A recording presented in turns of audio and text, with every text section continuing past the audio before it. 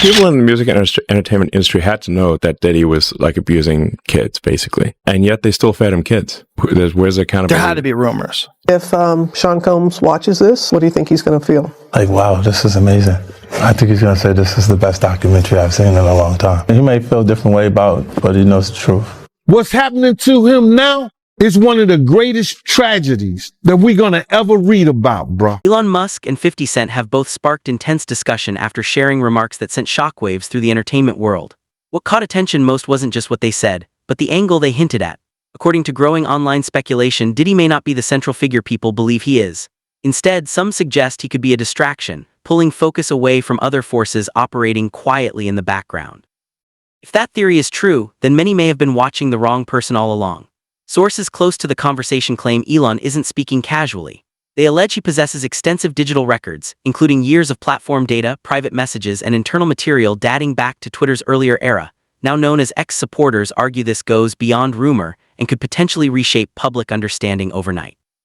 Online communities have even begun mapping the situation like a power pyramid. At the lower levels, they place high-profile artists such as Jay-Z and Beyoncé. In the middle, influential gatekeepers like Oprah Winfrey and Clive Davis. At the top, they speculate about a hidden figure said to connect everything. The theory doesn't stop at media or business. Some claim influence reaches into branding, social power, and even religious spaces. For months, 50 Cent has hinted at this broader picture.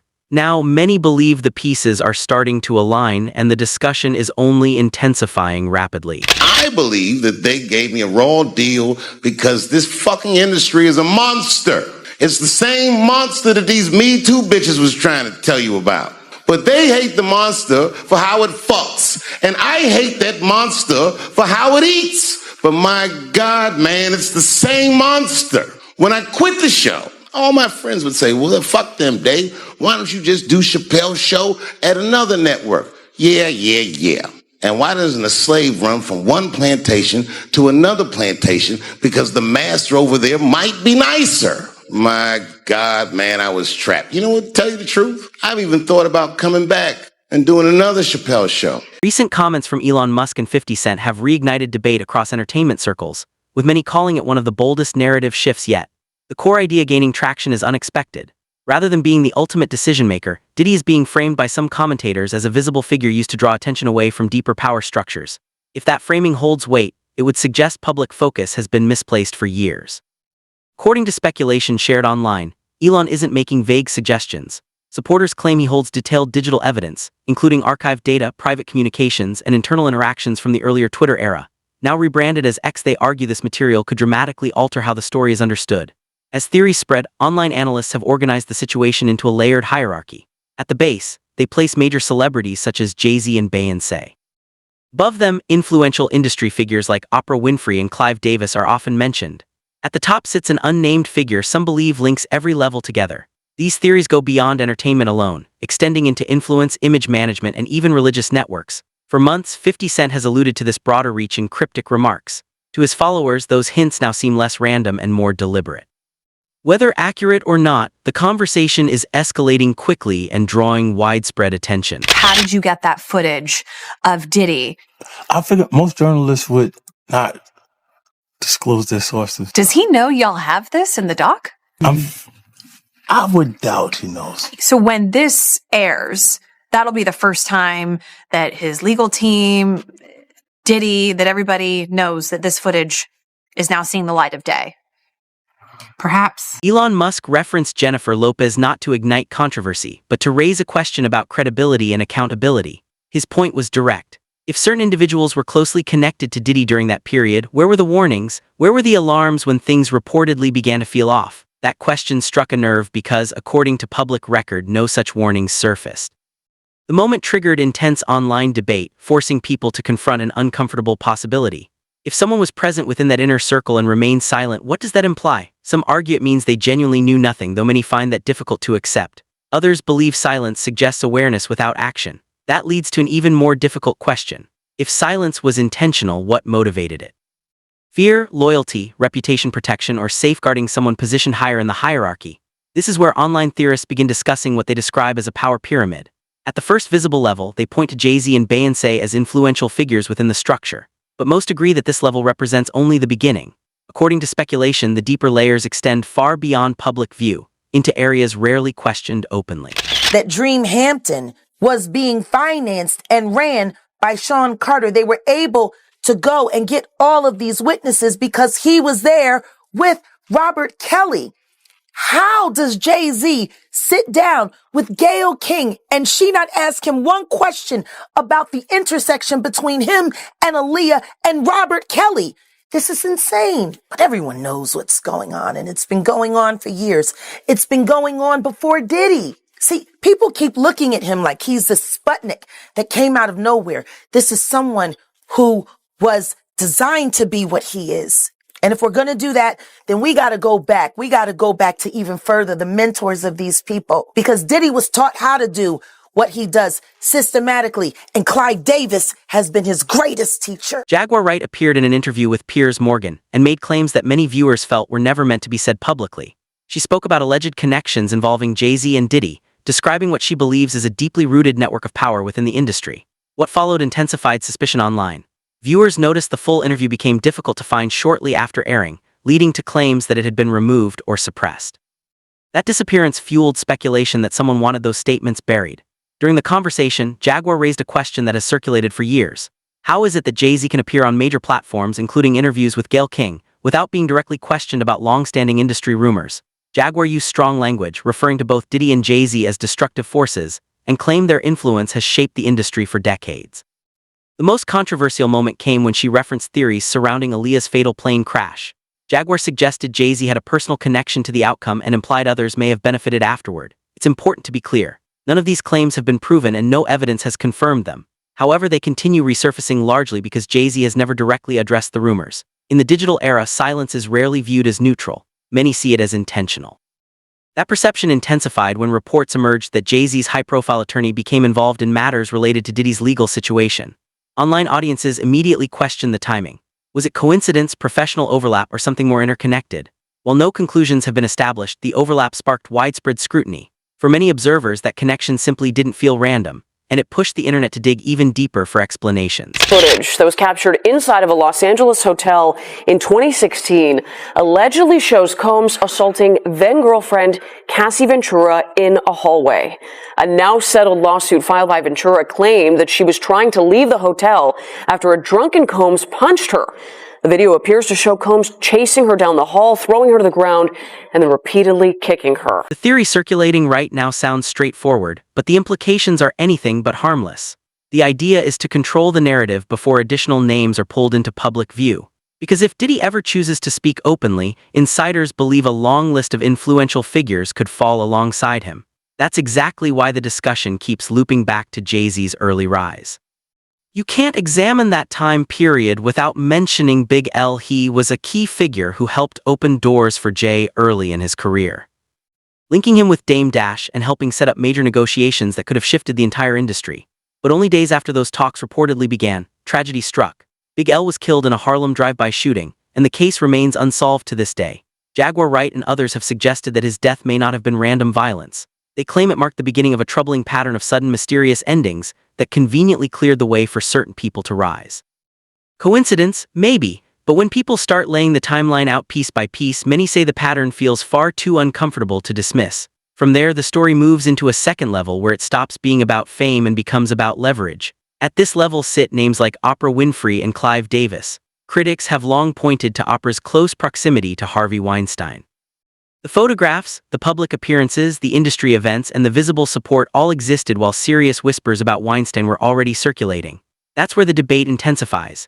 Many argue that someone with Oprah's level of influence could have brought attention to the issue long before it exploded publicly, but she didn't. And in circles like these, silence is often interpreted as a form of protection. Then there's the controversy involving the girls' school opera funded in South Africa. Early allegations surfaced, staff members were dismissed, and public statements were issued. Yet critics continue to say parts of the story never fully added up. That's why it keeps resurfacing in conversations about oversight, influence, and what powerful people choose not to see. When old photos and long-buried rumors involving Oprah began resurfacing online, people started describing her influence as quiet power, the kind that doesn't rely on headlines or viral moments. They claim a single call from her can determine who gets booked, who gets sidelined, and who suddenly becomes labeled as difficult. That's real behind-the-scenes control. silent but effective. Then there's Clive Davis, a certified music industry legend. As the longtime head of Arista Records, he shaped the sound of entire generations and helped launch the careers of some of the biggest names in music history. That's why no one treats him as background noise. His shadow over the industry is enormous. But this is where things start to get complicated. Suge Knight has claimed for years that Clive Davis and Diddy were more than just mentor and protege. He alleged their connection ran deeper than business alone. There's no public proof supporting that claim, but it refuses to disappear because it fits neatly into this larger narrative of hidden loyalty and influence. And whenever reporters attempt to press Clive about Diddy, people point to tense interviews, awkward pauses, uneasy body language, and quick topic changes. Again, not hard evidence, but enough for the internet to latch onto and replay endlessly, treating it like a silent confession. A lot of people are curious about the status of P. Diddy. Status of what? P. Diddy. Diddy. I can't read. The status of puppet. Yeah. All right. No comment from Clive Davis on P. Diddy. Mr. Davis, you're a major influence on the career of P. Diddy. Have you spoken to him since the federal raid? Yeah. Have you spoken to Sean Combs? Any comment, Mr. Davis? Then there's the Whitney Houston angle, a story the public refuses to let fade. The discussion constantly circles back to her final days, the people surrounding her, and what was really happening behind closed doors. Many believe the official explanation leaves too many unanswered questions. Over the years, comments from Whitney's own family have only deepened that suspicion. Online conversations almost always return to one bold question. How has Clive Davis managed to carry decades of heavy rumors without ever facing serious consequences? That's where the fall guy theory comes in. Many believe Diddy is being positioned as the visible face of the chaos, the lightning rod absorbing attention while the true power players remain safely hidden. These gatekeepers stay protected by layers of influence that headlines can't penetrate. From there, the narrative climbs to the top of the so-called pyramid, the level that shocks people the most.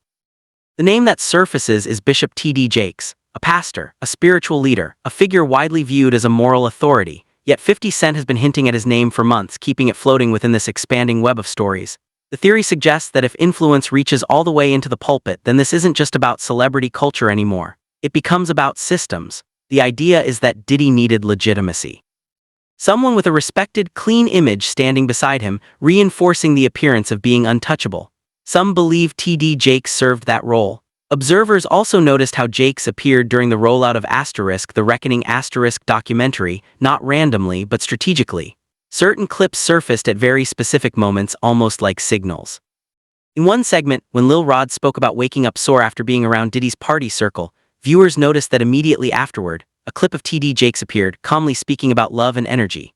Many online believe that placement wasn't accidental. They think it was a coded message, possibly sent through editing choices. Then Cat Williams resurfaced words reignited everything. He claimed 2024 would be the year everything gets exposed, no matter who's involved. The internet treated it like a prophecy. From studios to pulpits, people are bracing for what could happen next. Check this out, bro. He led Biggs to his death. He caused a rift between Wolf and BMF that led to Wolf death. Cussed Wolf mother out. Lied about owing him $300,000. Cause you had asked me how I feel, and I'm gonna get into how I feel. Some people, their karma is so strong for what they do and what they did. The stuff that he did to Craig Mack, the stuff that he did to Black Rob, and all those people in the spiritual world right now. His karma was bound to catch up with him, brother. When Bishop T.D. Jakes was finally confronted about the allegations connected to Diddy, his response instantly set the internet on fire. Instead of offering a clear denial or directly addressing the claims, he simply said, "Keep it moving." But what truly escalated the reaction was what came next. He stated that even if something like that were true, repentance has the power to cover sin, then added that he didn't even need to repent in this situation. That comment spread rapidly across social media. To many viewers, it didn't sound like confidence or innocence. It sounded like avoidance. The response was immediate. People replayed the clip repeatedly, dissecting every word and tone, trying to understand what he really meant. Jaguar Wright quickly added fuel to the fire. She claimed that if Bishop Jakes had ever been present in Diddy's party circles, it would only be for two reasons: money or access. She described those gatherings as leverage zones, places where influence is created and later used against people. According to her, there is allegedly video and audio circulating. Recordings that capture powerful individuals in situations they never intended to be publicly connected to their names. This is what happens to the white man. It's so unfortunate. You gotta pull back though, so they can see. That's crazy. Matt, move out the way. You're still alive. Look at that. Look. What you got a drink on his head. And that's James from Simeon Mobile Disco. He is a actual DJ. I'm supposed to pass out, but when they come to one of my parties, this is what happens to them.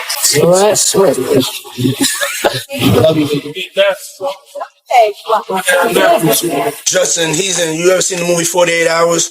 Right now, he's having 48 hours with Diddy, him and his boy. They're having the times of their lives, where we hanging out and what we doing. We can't really disclose, but it's definitely a 15-year-old's dream. Shout out to Diddy, Happy New Year. You know what it is, DJ Khaled, it's all about victory. I'm going in. You better believe it. Shout out to Def Jam, we the best. You know what it is, it's 2010, baby. It's the takeover. I'm going in. Whether any of these accusations can be proven remains unknown. But once the public starts believing that footage or receipts might exist, the entire tone changes. At that point, it's no longer just rumor. It becomes about the possibility that real recordings are out there, waiting to surface. Jaguar Wright didn't stop there. She went further, claiming that multiple men have privately come forward with stories they believe connect Bishop T.D. Jakes to that hidden world surrounding Diddy. No evidence has been released publicly, but the claims continue to multiply online. They're fueled by whispers that legal teams are quietly making moves behind the scenes. People keep paying attention because the allegations fit the same pattern they've been pointing out for months. Power protects power until it doesn't. Then former bodyguard Gene Deal offered his own perspective, and it landed hard. He questioned why a respected religious leader would be seen anywhere near parties insiders describe as anything but clean. He argued that kind of presence is difficult to explain unless someone is either endorsing the environment or directly involved. The biggest twist came when he hinted that he'd heard whispers of tapes, recordings that could eventually surface. If that happens, he said, the conversation will no longer be about speculation. It will be about proof. What people don't understand about Puff is this. He held the entertainment grip, especially for the people who was his former artists, in a chokehold. If you didn't do what he say do, if he didn't like you, you would never ever work for Bad Boy or anybody in the entertainment business again. He did it to Kirk Burroughs. You understand? He did it to Wendy Williams. He did it to a lot of people, bruh. That's the real storm hanging over everything right now. Not opinions, not gossip, proof. The kind of evidence capable of shifting the balance of power overnight. And when you step back, it becomes clear this isn't limited to music or Hollywood. It extends into politics, technology, and far beyond entertainment. When Elon Musk sat down with Joe Rogan, their conversation wasn't casual. It was a breakdown of power structures. They questioned why certain elite figures always seem untouchable. Elon wasn't focused on policy or business strategy. His message centered on one emotion, fear. Fear of exposure. Fear of what happens when hidden doors open and secrets come into the light. During the discussion, Rogan mentioned Reid Hoffman and asked whether he seemed uneasy. Elon responded with a single word, yes. From there, they compared elite networks to an Epstein-style compromise system. Once someone is caught in a compromising moment, control becomes automatic. There's no need to threaten or argue, you own them. That's power at its highest level. According to this theory, that's the foundation of the entire pyramid. It isn't about fame or talent, it's about control. Seen through that lens, everything starts to make sense. Why certain people stay silent, why some stories disappear overnight, why a handful of powerful names remain protected no matter how loud the noise becomes. Dave Chappelle once explained it differently, but the message carried the same weight. He described the entertainment industry as a trap, not just bad contracts, but a system built on control. When asked why he didn't simply take his show elsewhere, he gave a chilling response. He said it would be like running from one plantation to another. Different master, same chains. If someone as successful as Chappelle felt boxed in by that system, what does that say about everyone else trying to survive inside it? So after hearing all of this, from Diddy's alleged secrets to Elon's warnings and the web of power stretching from studios to pulpits, what do you think is really happening? Is it coincidence, or are we finally seeing cracks in something much bigger? Share your thoughts in the comments. And if this story felt intense, understand this is only the surface. The next video goes even deeper. Federal agents took Sean Diddy Combs into custody. They placed Combs under arrest and lead him out the front door in handcuffs.